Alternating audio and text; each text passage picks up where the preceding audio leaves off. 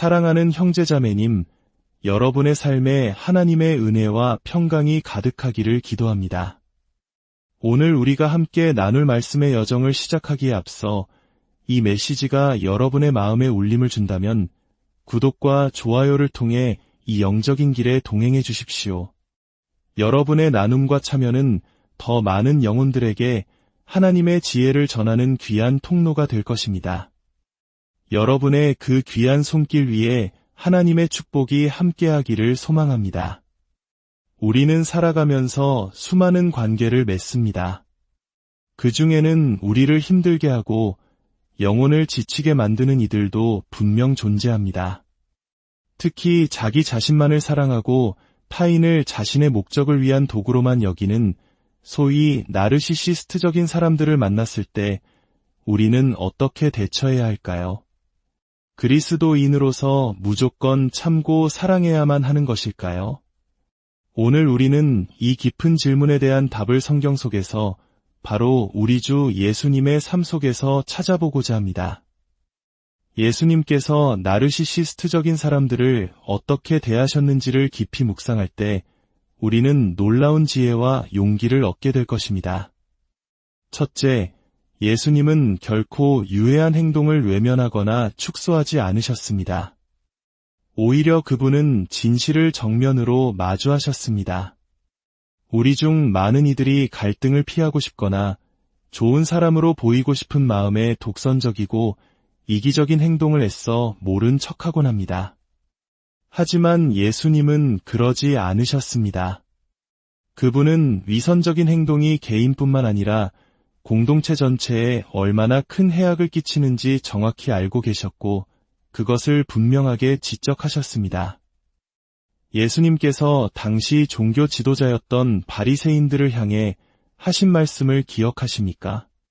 마태복음 23장에서 예수님은 그들을 해칠한 무덤이라고 부르셨습니다.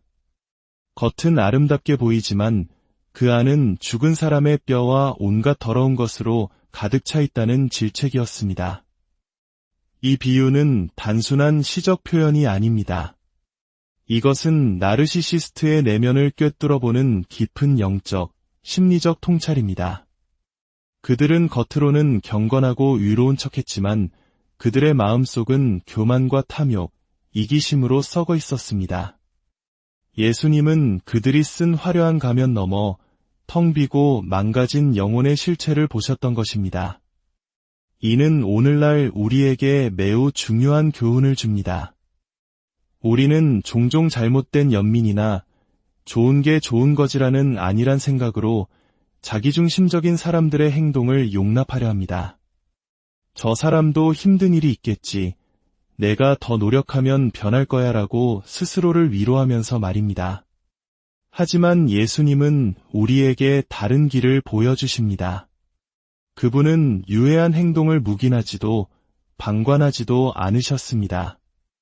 미사여구나 변명 없이 있는 그대로의 죄를 죄라고 부르셨습니다. 우리가 나르시시즘을 눈감아줄 때 우리는 무심코 그 행동이 계속되도록 허락하는 것과 같습니다. 이는 그 사람 자신뿐만 아니라 그로 인해 상처받는 모든 이들을 고통의 굴레에 머물게 하는 것입니다. 심리적으로도 문제를 인지하는 것이 치유의 첫걸음입니다. 과도한 자기 중요성, 공감 능력에 겨려 타인을 통제하려는 끊임없는 욕구와 같은 나르시시스트의 특성을 알아차리는 것은 그들을 비난하기 위함이 아닙니다. 바로 진실을 마주하기 위함입니다. 진실만이 우리 모두를 자유롭게 할 수 있기 때문입니다. 둘째, 예수님은 우리에게 거룩한 경계선을 설정하는 법을 가르쳐 주셨습니다. 많은 그리스도인들이 사랑은 끝없는 희생이며 언제나 상대방의 요구에 응답해야 한다는 생각에 사로잡혀 죄책감을 느끼곤 합니다. 특히 관계와 조화를 중시하는 우리 문화 속에서는 아니오라고 말하는 것을 매우 어려워합니다. 하지만 예수님의 삶을 보십시오. 성경은 예수님께서 종종 무리를 떠나 한적한 곳으로 물러가 기도하셨다고 기록합니다.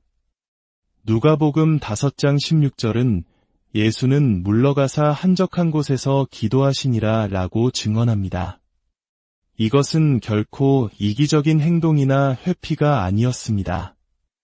이것은 영적인 재충전과 자기 자신을 돌보기 위한 필수적인 시간이었습니다. 바로 이것이 경계선입니다. 예수님께서는 자신의 내면이 고갈된 상태에서는 다른 이들에게 생명의 말씀을 흘려보낼 수 없다는 것을 아셨습니다. 하나님께서 맡기신 사명을 완수하기 위해서는 끊임없이 요구하는 세상의 소리로부터 자신의 영혼을 지켜야만 했습니다. 이 모습은 나르시시스트적인 관계에서 고통받는 이들에게 혁명적인 가르침을 줍니다. 나르시시스트는 우리의 한계나 안녕은 고려하지 않고 끊임없이 우리의 시간과 감정, 에너지를 요구합니다.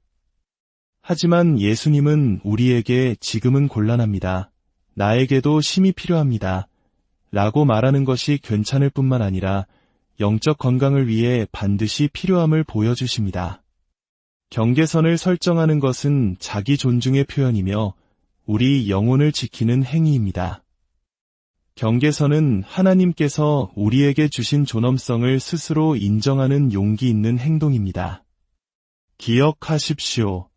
경계선은 은혜의 반대말이 아닙니다. 오히려 건강한 은혜를 실천하기 위해 반드시 필요합니다. 경계선 없는 은혜는 방임이 되어 유해한 패턴을 지속시키는 구실이 될 수 있습니다. 예수님은 사랑과 은혜를 베푸셨지만 그 은혜가 학대나 무시를 정당화하는 변명이 되도록 결코 허락하지 않으셨습니다. 여러분의 경계선은 사랑을 가로막는 벽이 아니라 그 위에서 진실하고 안전한 사랑이 자라날 수 있는 거룩한 토대입니다. 셋째, 예수님은 흔들리지 않는 영적 분별력을 보여주셨습니다. 요한복음 2장 24절은 예수님에 대해 이렇게 말합니다. 예수는 그의 몸을 그들에게 의탁하지 아니하셨으니 이는 친히 모든 사람을 아심이요. 이 짧은 구절은 우리에게 엄청난 지혜를 줍니다. 나르시시스트는 조종의 대가입니다. 그들은 매력, 거짓말, 통제를 교묘하게 엮어 선한 의도를 가진 사람들마저 덫에 걸리게 합니다. 그러나 예수님은 그들의 화려한 말과 행동 너머에 있는 중심, 즉 그들의 진짜 동기를 꿰뚫어 보셨습니다. 그분은 모든 사람의 마음을 아셨기에 누구에게 마음을 열고 누구에게는 거리를 두어야 하는지 분별하셨습니다. 이것은 냉소나 불신이 아니라 깊은 영적 자각이었습니다. 우리 또한 이러한 분별력을 키워야 합니다. 기도와 말씀 묵상을 통해 하나님의 지혜를 구하며 사람들을 있는 그대로 볼 수 있는 눈을 길러야 합니다. 누군가의 말이 아닌 그의 삶의 열매를 통해 그를 판단하는 법을 배워야 합니다. 예수님께서 사람들의 마음을 분별하신 것은 그들을 정죄하기 위함이 아니라 자신을 보호하고 하나님의 사역을 효과적으로 수행하기 위함이었습니다. 마찬가지로 우리의 분별력은 불필요한 상처로부터 우리 자신을 보호하고 우리가 가진 사랑과 에너지를 진실하고 건강한 관계에 쏟을 수 있도록 인도하는 나침반이 될 것입니다. 신뢰는 매우 귀한 선물이며 함부로 주어져서는 안 됩니다. 예수님의 본을 따라 우리는 지혜롭게 신뢰하는 법을 배워야 합니다. 넷째, 예수님은 진정한 용서가 무엇인지 보여주셨습니다. 그러나 이 용서는 결코 유해한 행동을 용납하는 것과 같지 않습니다. 많은 사람들이 용서를 잘못을 없던 일로 해주는 것, 혹은 상대방의 행동을 무조건 수용하는 것으로 오해합니다. 나르시시스트는 바로 이러한 오해를 이용해 자신의 행동에 대한 책임을 회피하고 계속해서 상처를 줍니다. 예수님께서 보여주신 용서는 훨씬 더 심오하고 강력합니다. 심리적으로 용서는 나 자신을 위한 해방의 행위입니다. 상대의 잘못을 정당화하는 것이 아니라 원망과 분노라는 파괴적인 감정의 사슬에서 나 자신을 풀어주는 것입니다. 그러나 예수님께서 실천하신 진정한 용서는 잘못된 행동에 대한 명확한 인식과 다시는 그런 일이 반복되지 않도록 막는 건강한 경계선 설정을 포함합니다. 가늠하다 잡힌 여인의 이야기를 생각해 보십시오. 예수님은 그녀를 용서하시며 말씀하셨습니다.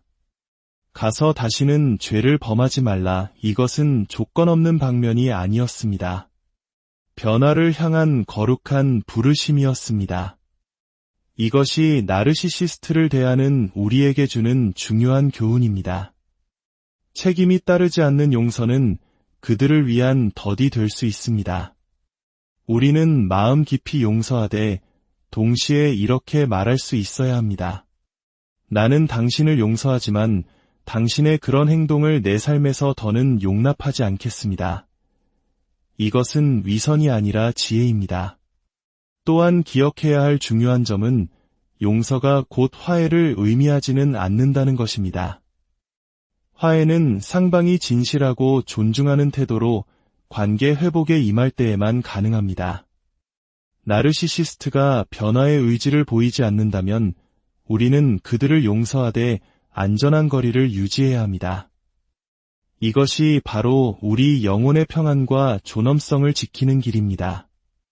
마지막으로 예수님은 긍휼과 단호함이라는 완벽한 균형을 보여주셨습니다.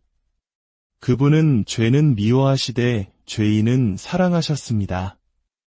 이것은 모순이 아니라 신비로운 신적 사랑의 본질입니다.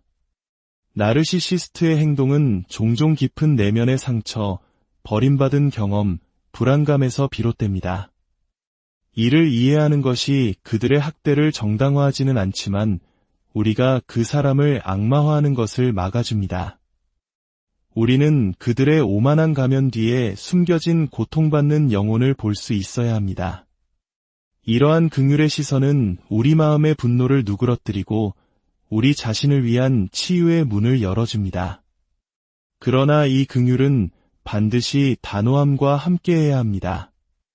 예수님께서는 사람들의 연약함에 공감하셨지만 그들의 죄악된 행동이 당신의 사명이나 진리를 훼손하도록 내버려 두지 않으셨습니다.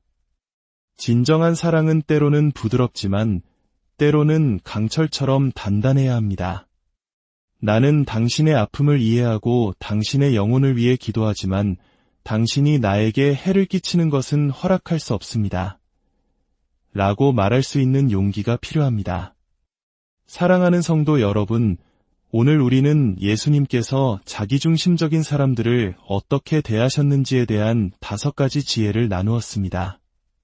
진실을 직면하는 용기, 거룩한 경계선 설정, 영적 분별력, 책임 있는 용서, 그리고 긍휼과 단호함의 균형입니다. 이 길은 결코 쉽지 않습니다. 두려움과 죄책감이 우리를 가로막을 수도 있습니다. 그러나 기억하십시오. 예수님께서 보여주신 길은 단순히 고통을 견디는 길이 아니라 진리 안에서 온전한 자유와 평화를 누리는 길입니다. 우리가 이 지혜를 삶에서 실천할 때 우리는 더 이상 유해한 관계의 희생자로 머무르지 않고 우리 자신의 삶을 주도적으로 이끌어가는 영적으로 성숙한 그리스도인이 될 것입니다. 여러분 각자의 삶과 관계 속에 주님의 지혜와 사랑이 빛나기를, 그리하여 모든 어둠을 이기고 참된 자유를 누리시기를 간절히 기도합니다.